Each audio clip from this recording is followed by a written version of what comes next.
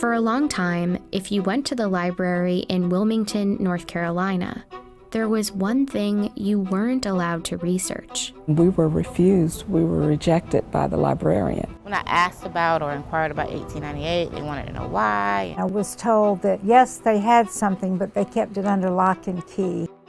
The story of Wilmington in 1898 still isn't widely known. What happened here on what's now just this empty patch of grass would radically change racial politics in North Carolina. This is the story of an American election, but also of something we don't usually find in American history: the violent overthrow of a democratically elected government.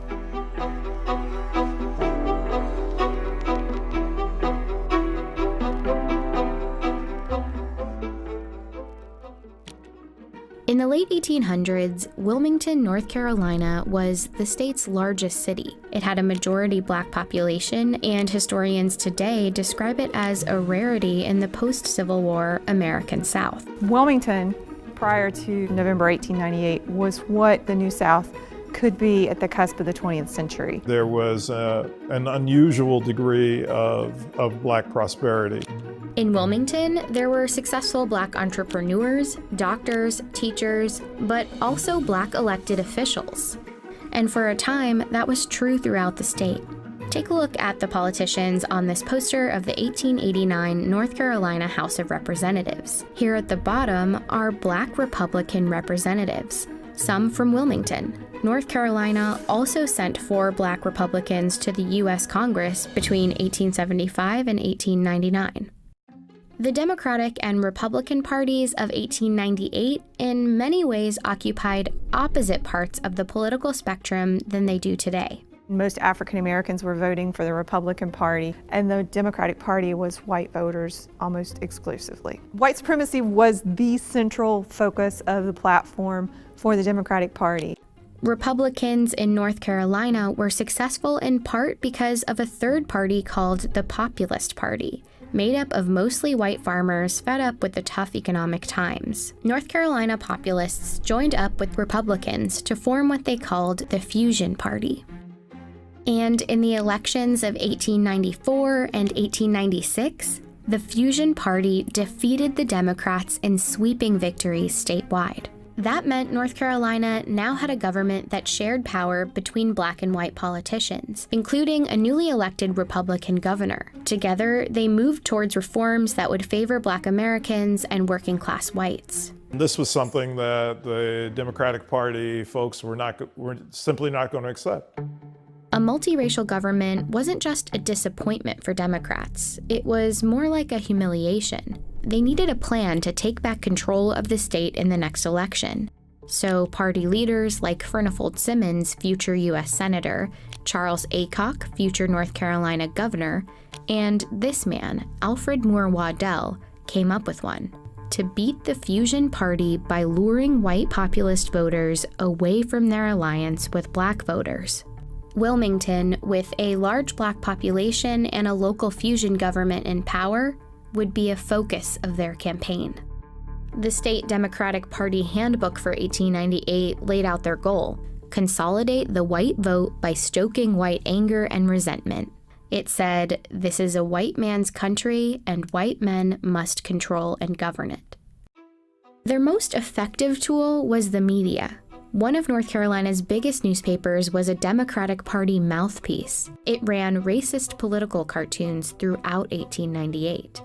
Not everybody was literate in 1898, but to see a political cartoon of the type that ran, you may not be able to read it, but you know exactly what it means. Many of the cartoons were centered on the threat of Negro rule, even though the fusion government was mostly white.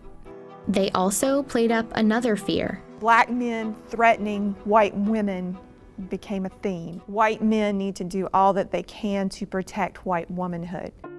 This was all part of North Carolina Democratic strategy, but it echoed the national racist rhetoric of the time. In one speech that Democrats printed in a Wilmington paper, a prominent Georgia writer named Rebecca Felton said, "If it takes lynching a Black man a day to protect white womanhood, I say lynch."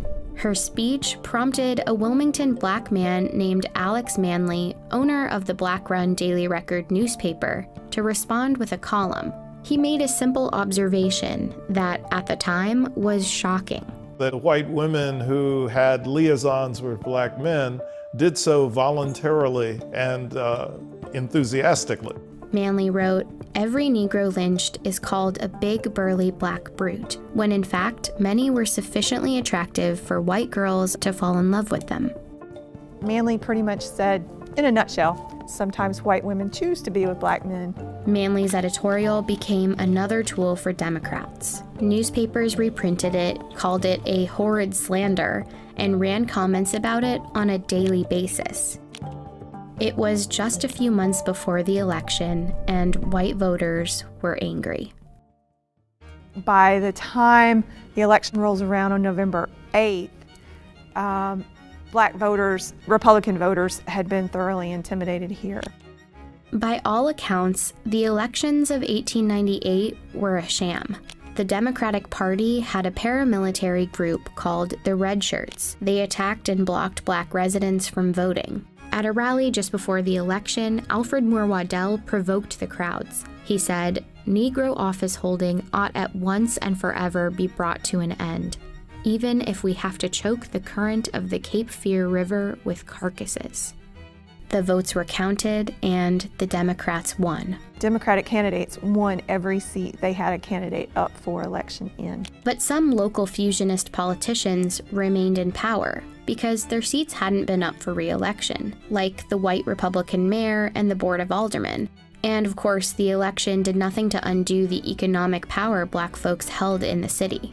The Democrats had won the election, but their goal of total white supremacist control remained out of reach. And so they engineered what was essentially a coup d'etat. The day after the election, at a gathering for white men in Wilmington, the Democrats unveiled a document called the White Declaration of Independence. It contained an ultimatum. Cynthia Brown, whose descendants were in Wilmington back in 1898, is a historian at her church where there's a preserved copy of the declaration from the next day's newspaper. We will no longer be ruled and will never again be ruled by men of African origin.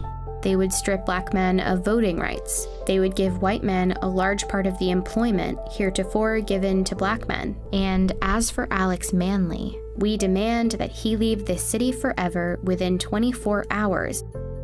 The next morning, hundreds of white men marched to the offices of the Daily Record. Manley was gone. He had fled to save his own life. They set the Daily Record building on fire. This is where it once stood. Once the white leadership destroyed Alex Manley's printing press, they destroyed one way in which the African American community in Wilmington could organize itself and keep itself informed. At City Hall, the mayor and Board of Aldermen were forced out. There's 200 armed men in City Hall at the time. They didn't do it of their own free will. And as they resigned, a new member selected by the Democratic Party was voted into office. Waddell, who once threatened to fill the Cape Fear River with black bodies, was the new mayor of Wilmington. Meanwhile, the mob had grown to about 2,000 men, and the violence spilled into the streets. In these photos, X's mark where the first black residents were killed. The stories are that they were dumped into the river, and there are varying stories about how many people were killed. I see 40 to 60 clearly as fatalities as a result of the violence, but I think it was higher. Many black residents hid for days in the swamps and the wooded cemeteries in the city, including Cynthia's great-grandmother. And thousands of other residents fled Wilmington, never to return. Shortly afterward, Democrats printed booklets celebrating a glorious victory, and in the newspapers depicted black residents as the instigators. This image is a gross misrepresentation of what actually happened during 1898. You know, what you see is African American men with guns, not white men with machine guns. The city never regained its black majority population. Jim Crow laws like literacy tests and poll taxes that prevented black people from voting were immediately enacted, and Wilmington's spirit of black opportunity was crushed. Black political representation in the state was over. It would be 90 years until North Carolina elected its next black Congress member. Wilmington did a really great job of covering up a very dark past for a very long time. Over the years, the textbooks on North Carolina's history have struggled to accurately describe what happened in 1898. This one from 1933 says the situation was unfortunate for both races. And this one from 1978 doesn't have that much more detail. But they both praise Charles Aycock, a politician who helped perpetrate the riot. They say he had a keen mind and a kind heart, and that, in fact, he was one of the best friends that the colored people had in the state. It's a legacy that North Carolina has yet to fully undo. The names of the perpetrators are on Wilmington's school buildings and city parks. But the legacy is also bigger than those names.